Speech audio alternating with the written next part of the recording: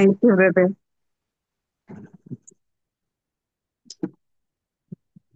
యేసుక్రీస్తు శ్రేష్టమైన నామమున చేరువచ్చిన ప్రియులందరికీ కూడా ఈ సాయంకాలపు శుభములు తెలియజేస్తున్నా.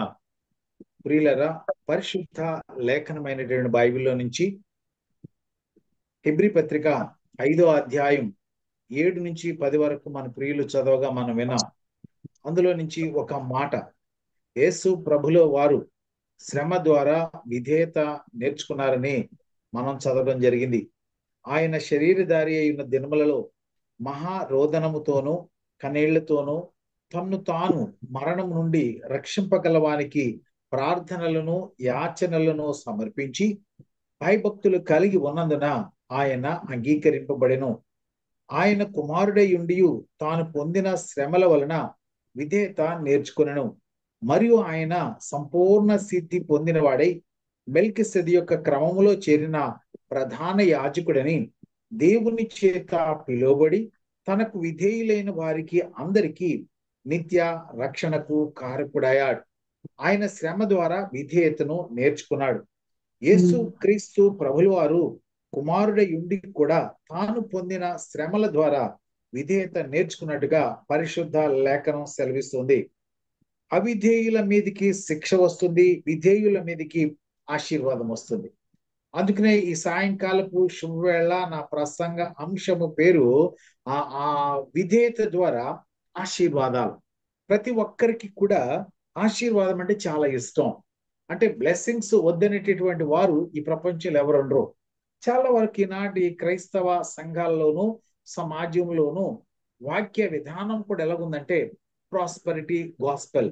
అంటే అక్కడికి వెళితే నాకు ఏమొస్తుంది, ఆయన నేను ప్రార్థన చేస్తే నాకు ఏమొస్తుంది, నేను క్రైస్తవుడైతే నాకు ఏమి లాభం, ప్రతి వాడు లాభాపేక్ష కలిగి ఆ దేవుని వెతుకుతున్నారు తప్ప దైవ భయము కలిగి కాదు.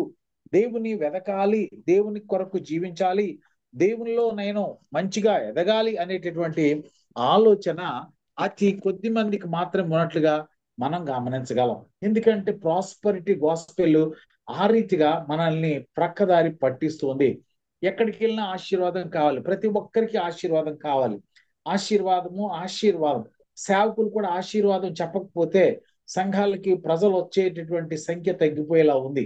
కాబట్టి ప్రతి ఒక్కరిని కూడా వాక్యం ఏం చేస్తుందంటే సరైన దారిలో పెడతాది, కానీ అవిధేయులైనటువంటి వారికి సరైనటువంటి ఆశీర్వాదాలు రావు అని లేఖనం సెలవిస్తుంది.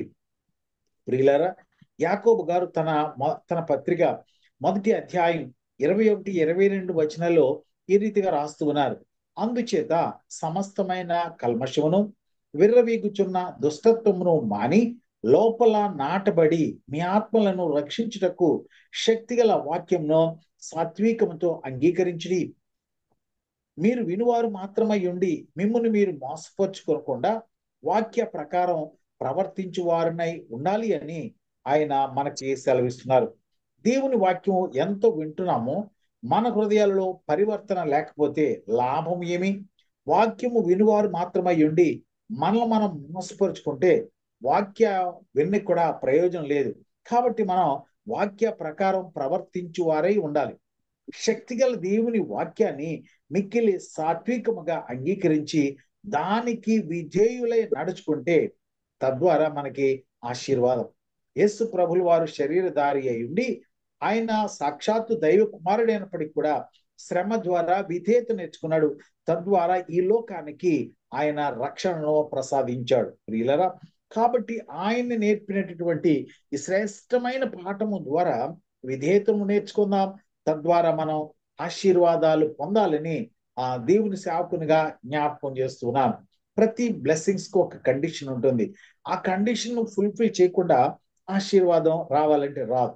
కొంతమంది కండిషన్ అనేటప్పటికీ ఏమంటారంటే, కొంతమంది మీరు దయచేసి మీకు నచ్చిన పాస్టర్ గారిని ఎవరన్నా ఈ మాటలు నేను ఆయన చెప్తుంటే ఒకవేళ మా పాస్టర్ గారిని ఈ ఆనంద్ పాల్ గారు విమర్శిస్తున్నారని దయచేసి అపార్థం చేసుకోకండి. ఎలా ఉంటుందంటే ఈనాటి ప్రసంగాలు, నీవు ఫలానా పని చేస్తే దేవుడు నీకు ఆశీర్వాదం ఇస్తారని. మరి ఒకవేళ చేయలేని పరిస్థితి ఉందనుకోండి, మరి ఆశీర్వాదం దేవుడు ఇవ్వడా?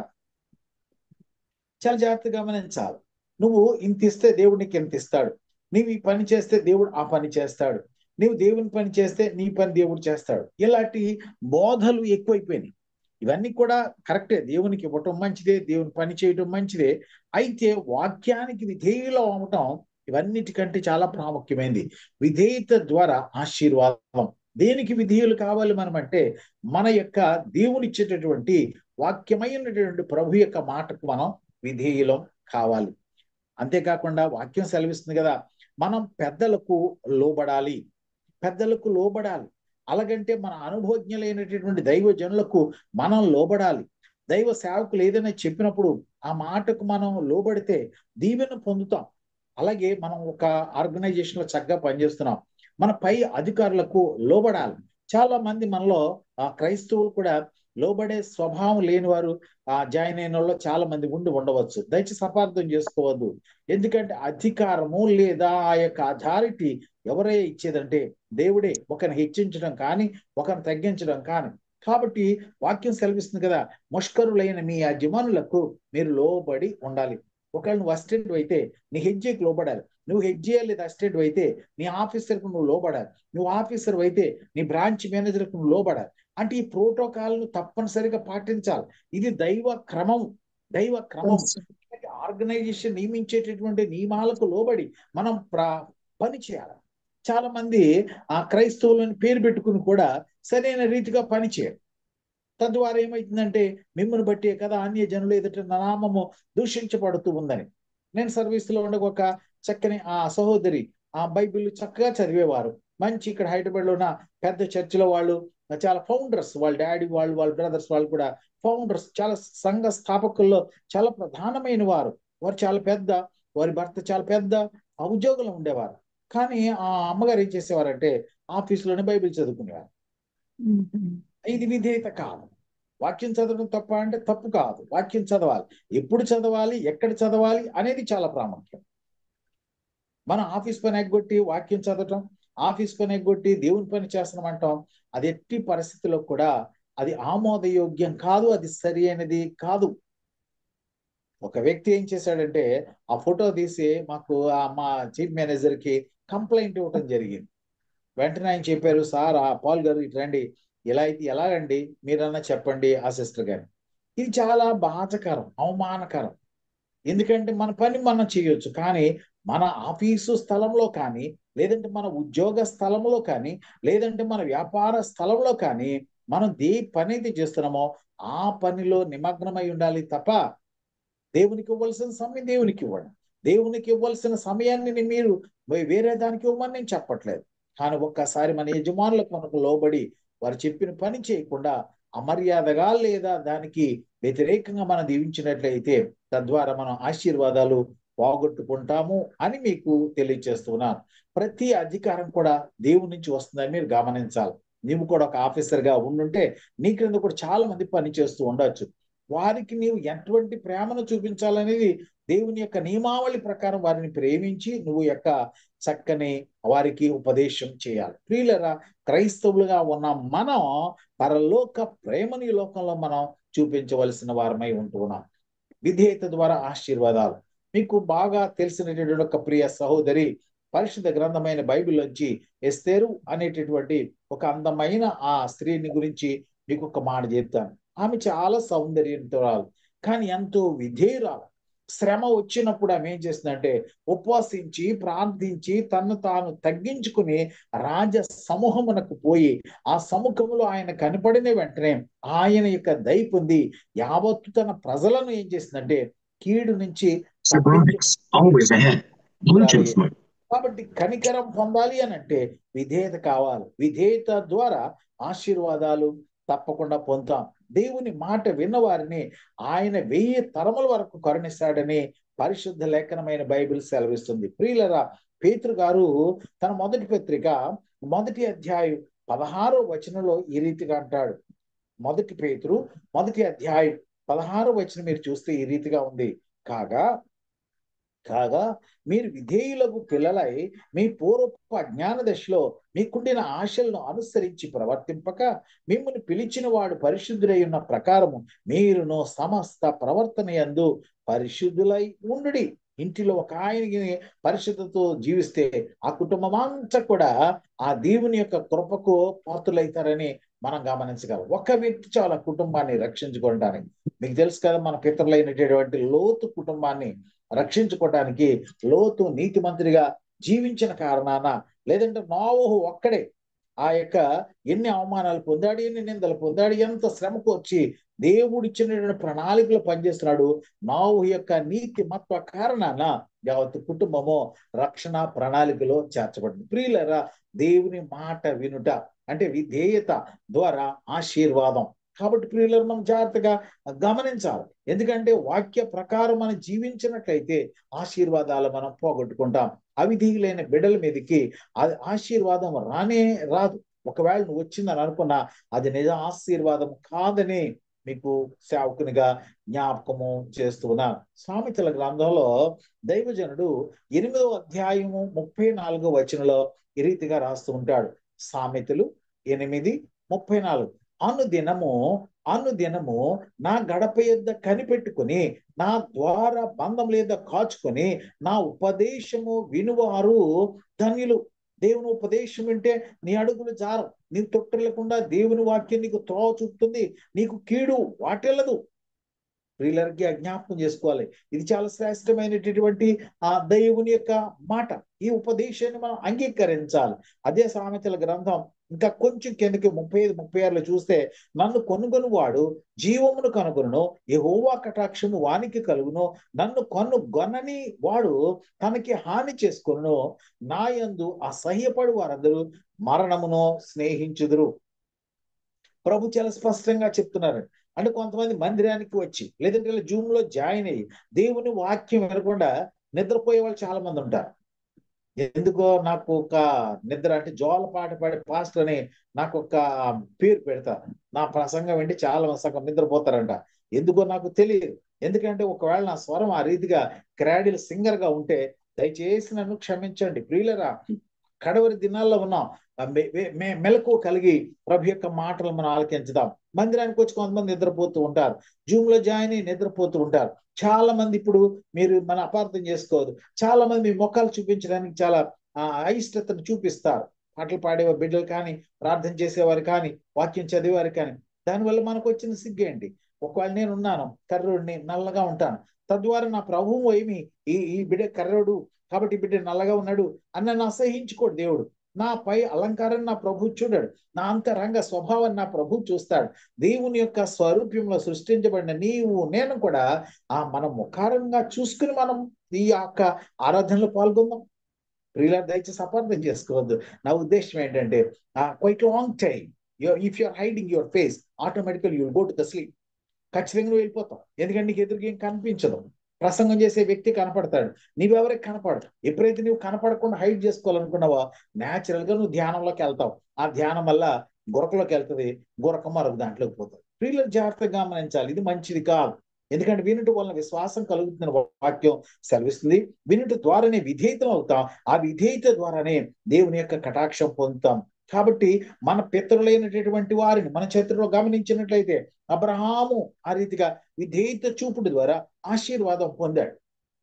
మీకు తెలుసు కదండి ఎంత ఆశీర్వాదం అంటే, ఎవరు ఊహించినంత ఆశీర్వాదం.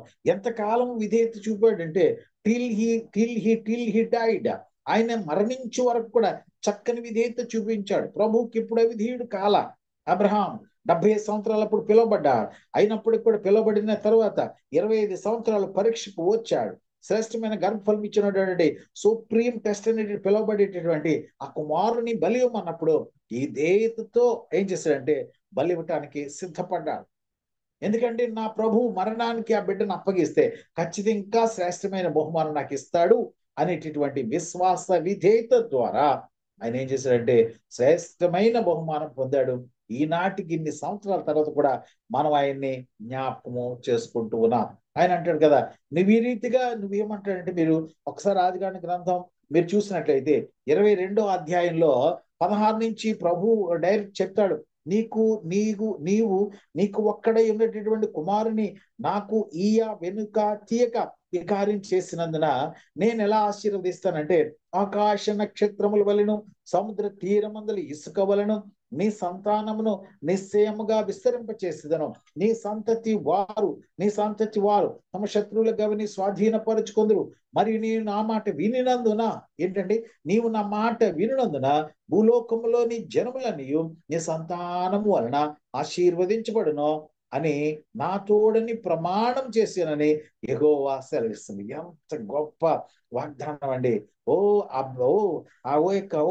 యొక్క దైవ జెండా, నేను ఆశీర్వదిస్తాను. ఎలా ఆశీర్వదిస్తానంటే అన్ఇమాజినబుల్, నువ్వు ఊహించని దానికంటే అత్యధికంగా ఆశీర్వదిస్తాడు. నా దేవుడికున్న గొప్ప పేరు ఏంటంటే అద్భుతాలు చేసి ఆనందించే దేవుడు.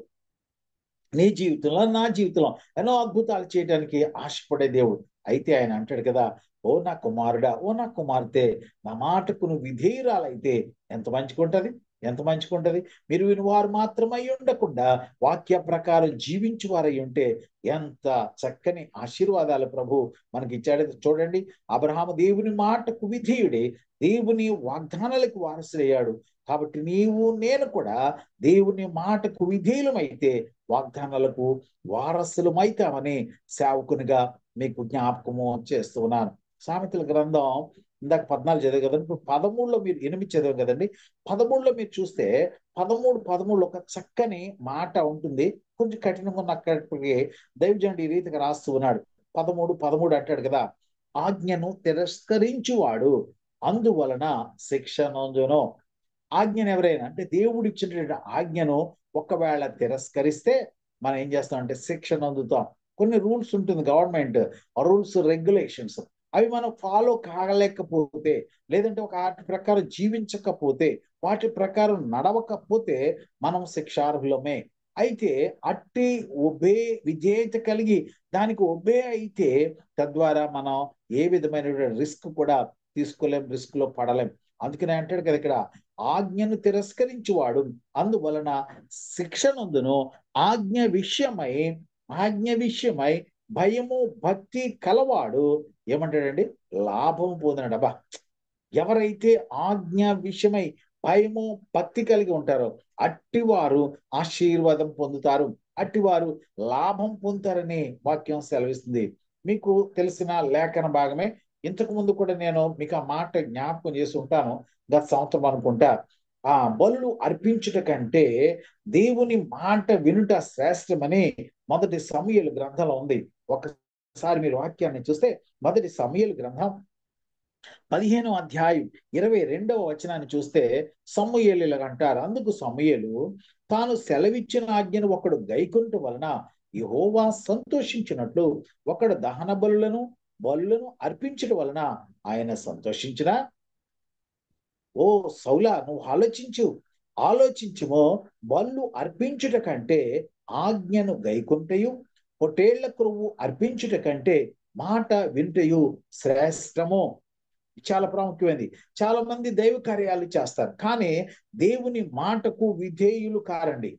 అట్టి వారు దేవుని కృప పొందలేరు. చాలా సార్లు మనం ప్రార్థనలు చేస్తాం, మన జవాబు రాదు. మనం ఆయన దగ్గర కనిపెడతాం, మన జవాబు రాదు. ఎందుకంటే లోపల ఆయన మాటకు విధేయత మన హృదయంలో లేని కారణాన ఏమైతుందంటే ఆ యొక్క ఆశీర్వాదము పొందలేకపోతూ ఉంటాం. కీర్తన గ్రంథాలు అంటాడు కదా, ఎవడైనా తన హృదిలో పాపాన్ని లక్ష్యం చేస్తే వాని ప్రార్థన పాపమగునుగాక అంటాడు.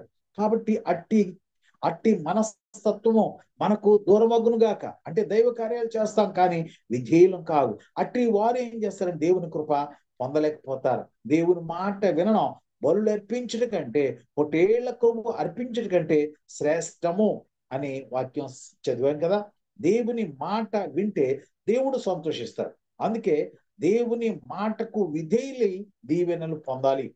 ప్రియులరా, మీకు దీవెనలు మీకు ద్వితీయ ఉపదేశ కాండంలో మనం చూసినట్లయితే 28 అధ్యాయంలో మొదటి 14 వచనంలో శ్రేష్టమైనటువంటి దీవెనలు ఉన్నాయి, శ్రేష్టమైన ఆశీర్వాదాలు ఉన్నాయి. ఆయన అంటాడు కదా, ఎంత చక్కని దేవుని మాట విన్నవారికి, those who are obedient to the word of God, అంటే దేవుని మాట విన్నవారికి ఆశీర్వాదాలు ఎంత చక్కగా మీరు చూడండి. ఆయన అంటాడు కదా, భూ ప్రజలందరికంటే నేను హెచ్చిస్తాను, నీవు తలగా ఉంటావు, మూడవది నీవు పైవానిగా ఉంటావు, నాలుగవదిగా నీవు అప్పు ఇచ్చేవానిగా ఉంటావు, ఐదవదిగా నీ భూమి పంట ఆరవదిగా నీ గర్భఫలము, ఏడవదిగా నీ పిండి పిసుకుతోటి, ఎనిమిదవదిగా నూనె బుడ్డి దేవుడు ఆశీర్వదిస్తాడు. అంతేకాకుండా నీవు చేయు కార్యమంతటిని కూడా ఆయన సఫలతను దయచేస్తాడు. ఆకాశమందున తన మంచి ధననిధి తెరిచి నీ మీదకు ఆశీర్వాదాలను ఆజ్ఞాపిస్తాడు. ఒకవేళ ఆకాశము తెరవబడి ఆశీర్వాదాలు నీ మీద కృమ్మరిస్తే ఎలా నువ్వు దాచుకోగలం, ఎలా నువ్వు పట్టుకోగలం? చాలా సార్లు మనం చదివి చూడండి, ఇక్కడ మాట జ్ఞాపకం చేస్తాం. ఇక్కడ 10, 11, 12 ఆశీర్వాదాలు చెప్తాడు. ఆకాశమందున్న తన మంచి ధననిధిని తెరిచి నీ మీదకు ఆశీర్వాదం ఆజ్ఞాపించును. నీవు లోపలికి వచ్చినప్పుడు, బయటికి వెళ్ళినప్పుడు దీవించబడతావు. నీ శత్రువులు ఒక దారిలో నీ మీదకి వస్తే 7 దారుల్లో వెనకకు తిరుగుతారు అని అంటాడుగా. నీవు దేవుని మాట వింటే ఇట్టి ఆశీర్వాదాలు నీకు కలుగుతాయి అని ద్వితీయోపదేశ కాండలు అంటాం. కానీ మీరు 15 నుంచి ఆ చివరి వరకు మీరు చూస్తే అన్ని శాప వచనాలే. ఎవరైతే దేవుని వాక్యానికి అవిధేయులై ఉంటారో వారి మీదకి వచ్చే శాపాలు ఆయన వివరిస్తున్నాడు. చాలా సార్లు ఆశీర్వాదం కావాలని అనుకుంటాం, కానీ ఆ వాక్యానుసారంగా విధేయత చూపని కారణాన మనం ఆశీర్వాదాలు పొందలేకపోతుంటాం. కొంతమంది చాలా దైవ భక్తితో ఉంటారు, చక్కని విధేయతతో ఉంటారు, తద్వారా ఎన్నో ఆశీర్వాదాలు పొందుతూ ఉంటారు. చాలా మందికి బ్లెస్సింగ్స్ ఆఫ్టర్ బ్లెస్సింగ్స్ వస్తూ ఉంటే కొంతమందికి ఈర్ష్యగా కూడా ఉంటూ ఉంటారు. మన ప్రక్కన చూసిన వారు ఏంటి ఇంతగా వీళ్ళు ఆశీర్వదించబడుతున్నారు.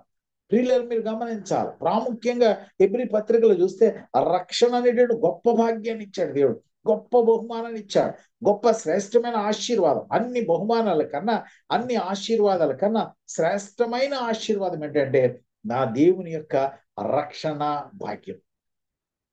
ప్రియులారా, ప్రభు యొక్క వాక్యం వినటం ద్వారా అట్టి రక్షణ భాగ్యం ప్రభు పొందినట్టుగా వారి ద్వారా అది ఉచితంగా మనకు అనుగ్రహించబడిందని నువ్వు గ్రహించాలి. అందుకని ప్రభు అంటాడు కూడా, ఈ చెడు ఆలోచన ఉన్న ప్రజల గురించి, లోబడనులని ప్రజల గురించి ఆయన అంటాడు. యెషయా ప్రవచన గ్రంథంలో ఒక బాధకరమైన మాట ప్రభు చెప్తూ ఉంటాడు. యెషయా ప్రవచన గ్రంథం 65వ అధ్యాయం 2వ వచనం అంటాడు కదా, తమ ఆలోచనలను అనుసరించి చెడు మార్గమున నడుచుకొనుచు లోబడనొల్లని ప్రజల వైపు దినమంతా కూడా నా చేతులు చాచుచున్నాను, దినమంతా కూడా నా చేతులు చాచున్నాను. అయ్యో ఈ కుమారుడు, అయ్యో ఈ కుమార్తె ఈ రోజైనా ఈ మాట విన్నప్పుడైనా నాకు విధేయత చూపిస్తుందా? ఎందుకంటే నేను ఆశీర్వదించాలనుకున్నాను, ఈ బిడ్డని నేను వర్ధిల్ల చేయాలని అనుకున్నాను, కానీ ఈ బిడ్డ ఆ విధేయతగా జీవిస్తుందని ప్రభు మన కొరకు వాక్యం సెలవిస్తుంది కదా, దినమెల్ల తన చేతులు ఆయన చాస్తున్నాడు. కారణం ఏంటంటే ఎవరు కూడా నశించుకోట దేవుని చిత్తం కాదు. అందరూ అంతటా మారు మనస్సు పొందాలని, తద్వారా ఆశీర్వదించబడాలని, దేవుని యొక్క రక్షణ ప్రణాళికలో చేర్చబడాలని ఆయన అవిధేయులైన పిల్లల కొరకు, ఆ లోబడనొల్లని ప్రజల కొరకు ఆయన శిలువ దగ్గర నిలబడి ఆయన ఏం చేస్తున్నాడు? ప్రేమతో నిన్ను పిలుస్తూ ఉన్నాడు. Can you obey it? ఆ యొక్క రక్షణ ప్రణాళిక ఆహ్వానాన్ని నువ్వు అంగీకరించగలవా? అంగీకరిస్తే నీకెంతో ఆశీర్వాదమో సుమా. ఇది యెషయా ప్రవచన గ్రంథం మొదటి అధ్యాయం మనం చూసినట్టయితే 2-4 వచనాలు అంటాడు కదా, యెహోవా మాట్లాడుచున్నాడు, ఓ ఆకాశమా ఆలకించు, ఓ భూమి చెవియొగ్గు, నేను పిల్లలను పెంచి పెద్దవారిగా చేశాను. బాధతో మాట చెప్తూ ఉన్నాడు ప్రవక్త ద్వారా. ఓ ఆకాశం ఆలకించు, భూమి నువ్వు చెవియొగ్గు, నేను పిల్లలను పెంచి గొప్పవారినిగా చేసి తిని, కానీ వారు నా మీద తిరుగుబడి ఉన్నారు. ఏదు తన కామందు నెరుగును, గాడిద సొంతవాని దుడ్డు నెరుగును, కానీ ఇశ్రాయేలుకి ఏం లేదంటే తెలివి లేదు, నా జనులు యోచింపరు అని బాధతో చాలా ఘోరమైన మాట అంటాడు. ఓ పాపిష్టి జన్మ, దోషభరితమైన ప్రజలారా, దుష్ట సంతానమా, చెరుపు చేయు పిల్లలారా, నీకు శ్రమ. వారు యెహోవాను విసర్జించున్నారు, ఇశ్రాయేలు యొక్క పరిశుద్ధ దేవుని దూషితులు ఆయనను విడిచి తొలగిపోయి ఉన్నారు. కఠిన దాస్యం నుంచి ఇశ్రాయేలు ప్రజలను విడిపించి వాగ్దాన దేశంనకు నడిపిస్తే, అరణ్య యాత్రలో ఆయన దినము కూడా మన్నాను ఇచ్చి పోషించి వాగ్దాన దేశానికి నడిపిస్తే, దేవుని మాట ఆయన చేసిన మేళ్ళన్నీ కూడా మరిచిపోయి ఆయన ఏం చేశారంటే ఆయన మీద తిరుగుబాటు చేశారు. అంటే మాట విననొల్లని ప్రజలు, దేవుని మాట విననొల్లకుండా దేవుని మీద తిరుగుబాటు చేసినటువంటి ఈ ప్రజలు, అంటే జీవము గల దేవుని విడిచిపెట్టి అన్య దేవతలను అనుసరించి శిక్షకు శాపానికి కూడా గురైపోయారు. నిజానికి ఇశ్రాయేలు ప్రజలు దేవుని మాట వినకుండా దేవునికి అవిధేయులైన కారణాన దేవుడైన యెహోవా ఏమన్నాడంటే, ఓ ఆకాశం ఆలకించు, భూమి నువ్వు చెవియొగ్గు, నేను పిల్లలను కన్ని పెద్ద చేశాను, కానీ వారు నా మాట వినక తిరగబడ్డారు. 430 సంవత్సరాలకు పైగా వారు గోషేనులో నుంచి అలమటించి ఆక్రందన చేసి ప్రభువుకు మొరపెడితే మోషే గారి నాయకత్వంలోను, అహరోను యొక్క యాజకత్వంలోను, ఆ యొక్క వారి యొక్క సహోదరి యొక్క ప్రవక్తత్వంలోను ఆ ప్రజల్ని వాగ్దాన దేశం నడిపిస్తే నాయకుల మీద సడిగారు, నాయకుల మీద వారు అవిధేయత చూపించారు. దేవుని మాటకు విధేయత కాకుండా వారు మార్గ మధ్యంలోనే రాలిపోయారు. ఎవరు వచ్చింది మీకు తెలుసు వాగ్దాన దేశాన్ని చేరిందంటే, ఒకరు యెహోషువ, ఆ రెండవది కాలేబు. ప్రియుల మార్గ మధ్యలో అందరూ కూడా రాలిపోయారు. కారణం ఏంటంటే వారి అవిధేయత కారణాన.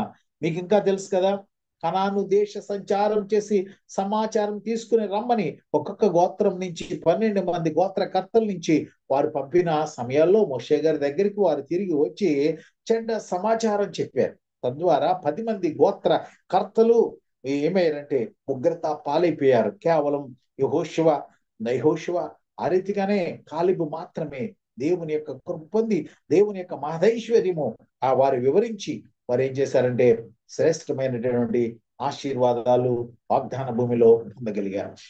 ప్రియులారా, నీవు నేను కూడా ఆయన మాట వింటే ఎంతగా ఆశీర్వాదమో. చాలా మంది బిడ్డలు తల్లిదండ్రుల మాట వినరు, చాలా మంది భార్యలు భర్త మాట వినరు, విధేయత ఉండదు, ఆ కుటుంబంలో ఐక్యత ఉండదు. కారణం ఏంటి తెలుసా? దైవ భయం లేని కారణాన. భార్యలారా, మీ భర్తలకు లోబడి ఉండండి. ఎంతమంది లోబడే స్వభావము భార్యలు కలిగి ఉన్నారు? రేచెల్లి, నన్ను అపార్థం చేసుకోవద్దు. మనం లోబడే స్వభావం మనం లేకపోతే, నీ యజమానునికి లోబడే స్వభావం నీకు లేకపోతే నీ కుటుంబానికి ఆశీర్వాదం రాదు తల్లి, రాదు తల్లి. దయచేసి క్రైస్తవ స్త్రీగా దైవ భయము కలిగిన బిడ్డగా నీవు నీ కుటుంబాన్ని చక్కదిద్దుకోటానికి జ్ఞానము కలిగి వెళ్ళాలని సేవకునిగా మీకు జ్ఞాపకం చేస్తున్నాను. అదే యెషయా గ్రంథం 1వ అధ్యాయం 12వ వచనంలో అంటాడు, మీరు దైవ సన్నిధి కనపడాలని వస్తున్నారు కదా, మా ఆవరణ అక్కడికి ఎవడు రమ్మన్నాడు మేము అంటాడు. చాలా బాధతో అంటాడు ఆ మాట. నా సన్నిధిని కనబడవలని మీరు వచ్చుచున్నారే. చాలా ఉద్దేశం మంచిదే, కానీ ఎలా ఉంది? మీ హృదయం బాగోలేదు. మీకు కాబట్టి నా ఆవరణలో త్రొక్కుటకు మిమ్మల్ని రమ్మన్నవాడెవడు? దేవుని మాట వినుకుంటే ఆయన ఆవరణము తొక్కవద్దు. నేను ఒక ప్రభువుని సొంత రక్షకునిగా అంగీకరించక పూర్వం ఒక హిందూ టెంపుల్కి వెళ్ళాను. అది వద్దులండి, అది ఎక్కడ ఇవన్నీ కాదు, కానీ అది తమిళనాడు రాష్ట్రంలో ఉన్న ఒక పెద్ద టెంపుల్ చూడటానికి పోయాను. అక్కడ ఇఫ్ యూ డోంట్ బిలీవ్, నీవు నమ్మకం లేకపోతే కైండ్లీ డోంట్ ఎంటర్ ఇంటూ ఆ టెంపుల్. నువ్వు లోపలికి రావద్దు అది ముందే చెప్పేస్తున్నారు. ఎందుకంటే నమ్మకం లేనప్పుడు లోపలికి వెళ్ళి చూసేది ఏముంటుంది? ఇక్కడ ప్రభు అంటే నువ్వు దేవుని మాట వినకుండా దైవ సన్నిధికి వచ్చి నువ్వు ప్రయోజనమేమి? నువ్వు ఏదేదో ఆశతో వస్తున్నావేమో, అది నిష్ప్రయోజనమే. చాలా మంది ఎందుకు గుడికి వెళ్తారంటే, మెంబర్షిప్ ఎందుకు కలిగి ఉంటారంటే, వారు పిల్లల పెళ్లిళ్ళ కొరకు, లేదంటే వారు చనిపోయిన తర్వాత సమాధి కార్యక్రమాల కొరకు, వారి గృహంలో జరిగేటటువంటి సిరిమోనియల్ ఫార్మాలిటీస్ అన్ని కంప్లీట్ చేయడానికి ఒక సేవకుడు కావాలి కాబట్టి గుడికి పోతూ ఉంటారు. కానీ నా ప్రభు అంటాడు కదా, అసలు ఎందుకయ్యా నీ రమ్మన్నది ఎవరయ్యా? నేను ఎవరు బలవంతం చేశారు? ఉంటే అటుండు, లేదంటే ఇలా ఉండు. నీవు దేవుళ్ళైనా ఉండు, దెయ్యం దగ్గరైనా ఉండు, కానీ మధ్యలో ఉండి నీవు ఆశీర్వాదాన్ని పోగొట్టుకోవద్దు. ప్రియులైన చాలా బాధతో ఆ ప్రభు అంటాడు. ఇదే ప్రవచన గ్రంథంలో యెషయా 1వ అధ్యాయంలోనే కొంచెం 18, 19 చూస్తే యెహోవా ఈ రీతిగా సెలవిస్తున్నాడు.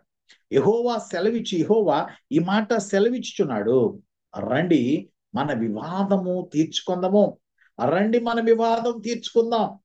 మన యొక్క వివాదం ఎటువంటిదైనప్పటికి కూడా తీర్చుకోవడానికి సమర్థుడైనటువంటి, మనకు సరిపోయినటువంటి ఆ రక్షకుడు మన ఎదురుగా ఉన్నాడు. ఆయన అంటాడు, మీ పాపములు, ప్రియులరా, మీ పాపములు ఆ రక్తం వలె ఎర్రనివైనను, మీ పాపములు రక్తం వలె ఎర్రనివైనను, ఆ హిమం వలె తెల్లబడును, కెంపు వలె ఎర్రనివైనను, అవి గొర్రె బొచ్చు వలె తెల్లనివగును. మీరు సమ్మతించి ఈ మాట జాగ్రత్తగా వినాలండి. మీరు సమ్మతించి నా మాట వినిన ఎడల భూమి యొక్క మంచి పదార్థములను అనుభవింతురు. శ్రేష్టమైనటువంటి ఆశీర్వాదం అండి. నువ్వు అతి శ్రేష్టమైన ఆశీర్వాదాలు అనుభవించాలి అని అంటే ఆయన ఏం చేయాలంటే సమ్మతించి ప్రభు యొక్క మాటను వినవలసిందిగా దేవుడు జ్ఞాపకం చేసుకున్నాడు. ఆయన కోపం అంటే దేవుని కోపము నిమిషం మాత్రం ఉంటుంది, కానీ ఆయన దయ ఆయుష్కాలం ఉంటుందని ఆయన లేఖనంలో సెలవిస్తున్నాడు. లోబడనల్ని ప్రజలను కోపగించాడు, కానీ తిరిగి రండని మళ్ళీ ఆయనే మనకేం చేస్తున్నాడంటే వివాదం తీర్చుకున్నామని ఆయన ప్రేమతో పిలుస్తున్నాడు. మీ పాపాలు లేదా మన పాపాలు రక్తం వల్ల ఎర్రగా ఉన్న హిమంగాలే తెల్లగా చేస్తానని ఆయన ప్రేమతో ఆయన పిలుస్తున్నాడు. ఆయన అంటాడు కదా, నా మాట వింటే భూమి యొక్క మంచి పదార్థాలు అనుభవిస్తారని ప్రభు సెలవిస్తున్నాడు. దేవుని మాట వింటే జీవము, వినకుంటే మరణం. అంటే దేవుని మాట వింటే జీవము, దేవుని మాట వినుకుంటే మరణం. ఈ మరణం ద్వారా నరకము, నిత్యాగ్నిలోనికి వెళ్ళవలసిన వారమై ఉంటున్నాం. కాబట్టి ప్రియులరా, సమ్మతించి దేవుని మాటకు విధేయులైతే భూమి యొక్క శ్రేష్టమైన పదార్థములన్నీ కూడా మనం అనుభవించగలం. పాత నిబంధనల నుంచి మీకు చాలా జ్ఞాపకం చేశారు. నవ నిబంధనలో ప్రభు మొదటి అద్భుతం చేసినప్పుడు కనానులో చేసినటువంటి అద్భుతంలో ఆ తల్లి చెప్పిన మాట ఏంటంటే, ఆయన చెప్పినట్లు మీరు చేయనది ఏం చేయదు, just obey to his walk. ఆయన మాటకు విధేయత చూపించాలి. అయ్యా రాతి బాణలైనా నీళ్లతో నింపండి, నేను నింపారు అంతే. ఎందుకు ప్రభువా, ఎలా మారుతాయినైనా ఈ ద్రాక్ష రసంగా? This none of your business.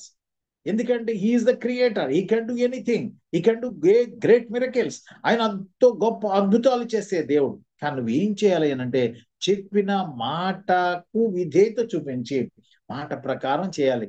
ప్రభు చేయమన్నా నువ్వు చేయటం అంతే. తద్వారా నువ్వు ఏం చేస్తావంటే ఆశీర్వదించబడతావని నీకు జ్ఞాపకం చేసుకున్నాను. పేతురు గారి జీవితంలో కూడా మీకు తెలుసు కదా, మీకు లూకాసు వార్త 5వ అధ్యాయంలో కానీ, అలాగే శిష్యులు పునరుత్థానం తర్వాత వారు తిరిగి చేపలు పడుతున్న సమయాల్లో కానీ వాళ్ళు రాత్రంతా కూడా శ్రమ పడ్డారు, రాత్రంతా కూడా ప్రయాసపడ్డారు. కానీ వారికి ఏ విధమైన ప్రయోజనం లేకపోయింది. వారు లూకాసు వార్త 5వ అధ్యాయంలో కూడా మీరు మొదటి 11 వచనాల్లో ఇలాంటి సంభావన చూడగలరు.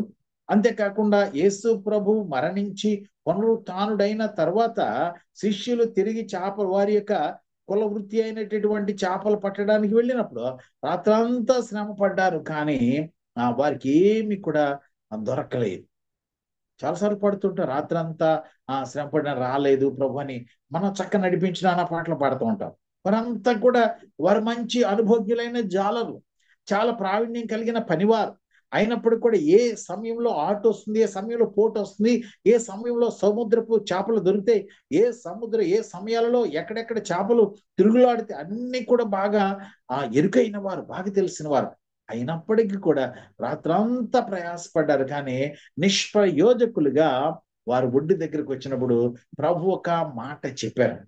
మాట చెప్పిన వెంటనే వాళ్ళు అనాలి, అయ్యా నువ్వు వడ్రంగి వాని కొడుకు కదా, నీకు చేపలు ఎక్కడుంటాయి నీకేం తెలుసు తెలియదు కదా అని అడగాలి. కానీ పేతురు లేదా ఆయన యొక్కతో ఉన్నటువంటి సహచర బృందం అంతా ప్రభు మాటకు విధేయులై వలలు వేశారు.